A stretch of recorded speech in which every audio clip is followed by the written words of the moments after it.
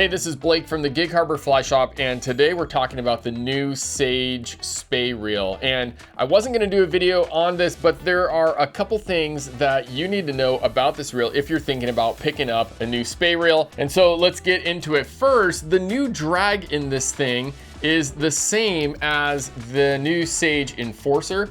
And I've used this reel down in the tropics, and this drag is legit. But a lot of Spey anglers aren't looking for a really sophisticated drag system in a reel that has a lot of stopping power. I mean, geez, just your Spey line dragging through the water can create just enough tension for you as it is. But there's some other things about this reel that make this reel really stand out. A couple things that are interesting that are slight upgrades is that they have off-centered the reel foot, so it's a little bit more balanced on the rod. It's also rounded at the reel foot, so when you wrap your line around the bottom of it, it's not going to put a kink in the line. The drag knob on the back has been upgraded just slightly to be a little bit more user-friendly, a little bit larger and a little bit easier to grab. It still has the same 1-to-20 drag dial rotation on the back. Really nice to be able to know where your drag setting is at. This is great for guiding because I can look at my client's reel and I know exactly how much drag pressure the reel is set to, so we don't break fish off with having too much drag pressure. But really, all of that stuff is not as important as the one big upgrade that I think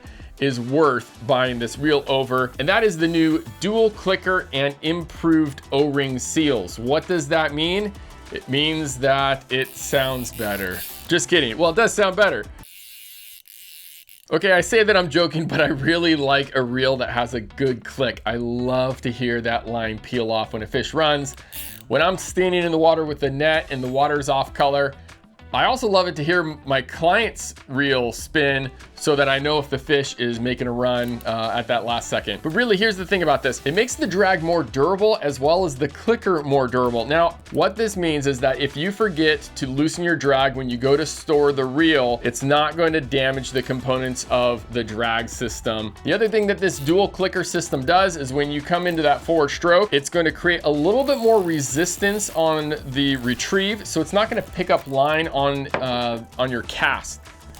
The other reel has a little bit more free spool, a little bit more spin to it. So not a big deal if you're paying attention to it, but it's just nice to eliminate one thing that you have to worry about and you can focus on just swinging the fly. So if you're looking to upgrade from the old version to the new version, this is really the reason why I did this video. They now have 3 sizes. There's a 5, 6, 7, a 6, 7, 8, and an 8, 9, 10. Previously, they had a 6, 7, 8, and a 7, 8, 9. I was comparing these reels in the shop and looking at them. Here's a 5, 6, 7.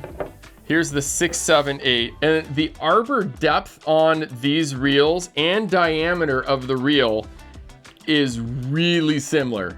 It's really, really close. So the old 6, 7, 8 is actually more sized to the new 5, 6, 7, and the 7, 8, 9 is actually sized to the 6, 7, 8. I was gonna get a bunch of 6, 7, 8s for some rods that I was lining up, and I ended up doing the 5, 6, 7 instead. So this is a 5, 6, 7 with a Skagit max power that I'm putting on an 11.5 foot 9-inch 7-weight igniter. And I'm also putting a 5, 6, 7 on an 11.5 foot Sage R8 Spey 8-weight. So even though it's 5, 6, 7, it's going on a short 8-weight. So for rods 7-weight and under that are 13 feet in length or less, the 5, 6, 7 is going to be absolutely perfect balancing out that rod. Some 8-weights that are really short, like this 11.5 foot 8-weight R8 Spey that I just got. The old Sage X 11 foot 8-weight. This would be, the 5, 6, 7 would be perfect on that. For 12.5 to 13.5 foot rods, the 6, 7, 8 is really gonna be a perfect reel for balancing out, especially in 7 weights and 8 weights. If you have maybe a 12.5 foot 6-weight, I'd probably stick with the 5, 6, 7. Now the big 8, 9, 10, it really is designed for those 14 foot, 15 foot, 9-weight and 10 weights like Atlantic salmon, maybe even kings, some big BC rods. Like it's a really substantial reel. It is larger than the old 7, 8, 9 for sure, and definitely a lot bigger than the 6, 7, 8. So the 5, 6, 7 and the 6, 7, 8 have more in common.